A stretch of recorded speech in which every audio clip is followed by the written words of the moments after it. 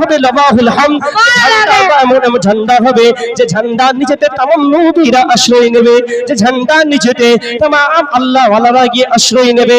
আল্লাহ নবীর বারগাহে যখন হাজির হবে, ইয়া রাসূলুল্লাহ ইয়া হাবিবাল্লাহ হুজুর, আজকের এই কঠিন হাসরের ময়দানে বাপকে এত ভালোবাসলাম দুনিয়ায়, বাপ আজকে আমাকে চিনতে পারেনি, ছেলেকে দুনিয়াতে এত ভালোবাসলাম, ছেলে আজকে আমাকে চিনতে পারেনি, আজকে দুনিয়াতে বন্ধু বান্ধবকে এত ভালোবাসলাম, বন্ধু বান্ধব আজকে আমাকে চিনতে পারেনি।